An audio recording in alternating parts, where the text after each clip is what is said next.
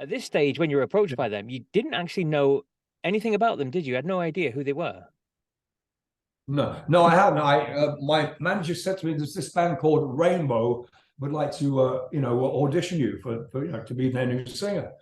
And I said, "Rainbow." I thought it sounded like a folk group. Rainbow, it sounds like a folk group almost.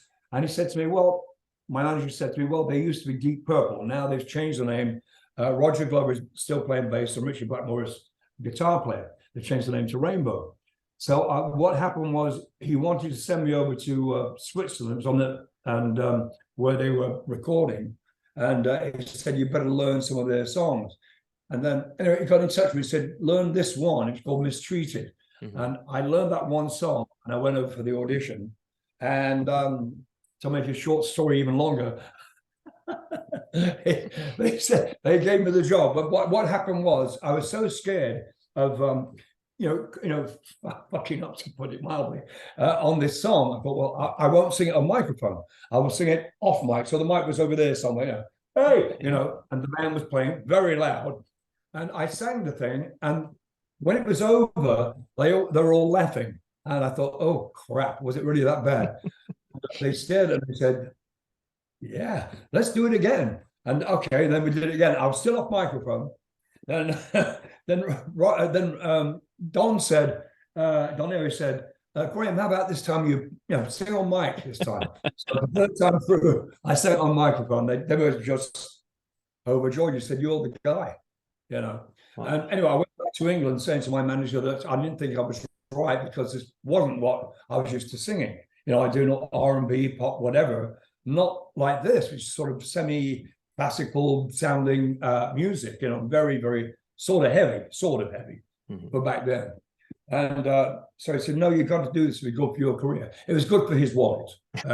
My career, I'm not sure. No, it didn't. No, it was great for my career. I mean, I got a lot of recognition because I did join Rainbow, and I thank Ritchie Blackmore for taking me in, and the guys.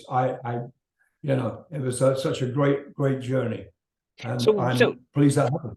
So how did it happen then? Because obviously you weren't spotted singing rock songs and things like that. So what was it that I'm guessing Ritchie had heard or seen? What was it that picked you out of the crowd then? Oh, well, it's because of that song "Only One Woman." Okay. They were playing a game, Spot the Tune. Yeah. Had the cassette machine there, and Cozy was playing Spot the Tune. Right, who's this? Then who's this? Then who's this? And my song and my cousin's song came up, and Ritchie said to Cozy, "What's he doing now? Do you know this guy?" "Oh, I heard he lost his voice." "Oh, okay, then so he's not working anymore." Then Roger Glover chimed in and said, "Well, no, he hasn't lost his voice. He's managed by same management as who am I thinking of? Oh, Mickey Moody." And Mickey Moody was recording with Roger Glover, Whitesnake, the beginnings of Whitesnake, and we're managed by the same management company. He said, no, he's working with my manager, David Oddy. So anyway, I was, they picked me out to come audition. So it was, I didn't know what to expect, and I just didn't think I was right for the band. But anyway, I went back again, and we started recording, and it was. I was like, "Oh crap, what do I do here?" So Roger said to me, "Look, I'll help you through with some of the melodies, and then I'll write the words." I said, "Okay, that's good for me." And so Roger wrote the words, and he gave me a brief outline of the melodies, and I would sing it my way, I'd interpret it, whichever way I wanted, a bit like The Only One Woman, really. Sort of ad lib, Graham, go on, off you go. And it's all my cousin's fault that the C sharp and a D even comes into all my songs ever since.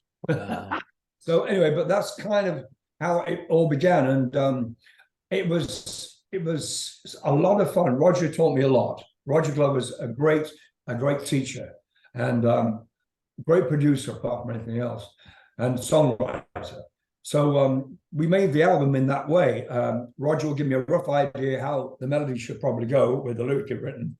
And I would just ad lib and, no, not that one. Oh, this one.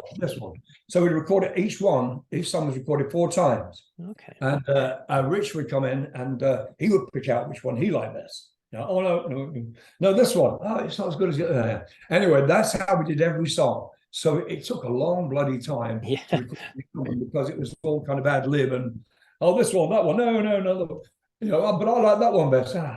But it was a great learning tool for me. It really was, and I thank Rich and I thank Roger so much, well, the whole band really, for putting me in that position of being a student of sort of heavy rock, I guess, which I wasn't.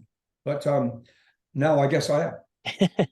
And let's be honest, there's not many better people to be learning from than the names you're talking about there, Ritchie Blackmore and Roger Glover and Don Airey and Cozy Powell, obviously. I mean, you went into a group of superstars, really, didn't you? Oh my God! I mean, how could you fail in such a band? I mean, I said, afterwards when we went on stage, I always say, "How do you feel when you walk in front of 20,000 people? What the hell?"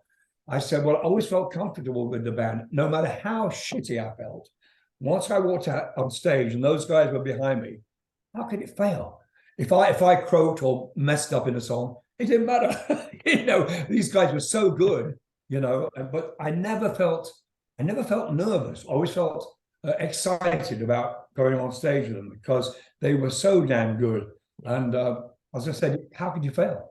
Cozy, Don Airey, Roger Glover, Ritchie Blackmore. Come on, Indeed, the best. indeed, I was lucky absolutely. enough to join them at that particular time.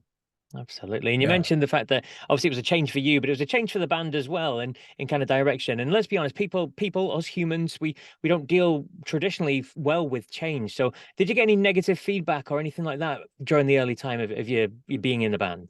Oh, yeah. At first, yes. I remember the very first show we did was in an arena somewhere. I can't remember what city it was in, but it was in the States.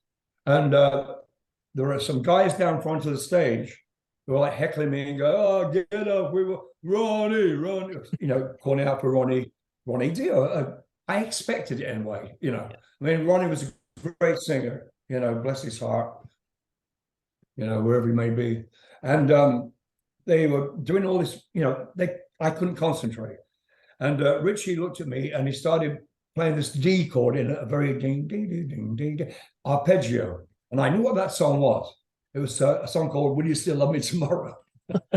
So I went and sat down on the stage in front of these guys and looked them straight in the eye and said, "Tonight you're mine completely." And they started laughing. And from that moment on, I was in. I was part of the gang, so it shows that I was a human being and I didn't mind being made fun of, if you like, shouting up, "Get your bloody haircut," whatever it may be, And I was the only short-haired guy in the band, for Christ's sake. But anyway, from that day on, I felt very comfortable about going on stage and not being heckled, for some reason. It was just that one night, the first night, it was, nerve-wracking for me because first damn night Cozy was so nervous. I'll never forget that. He kept going to the bathroom. "Oh, gee, what's he doing?" "I'd go for a piss again. "Oh, really?" And he said, "Graham, you're going to be all right." I said, "Are you?" He was more nervous than I was. But anyway, very successfully after that little confrontation with those guys. And they were so nice after that, They were laughing and going, "All right, bud, you're okay."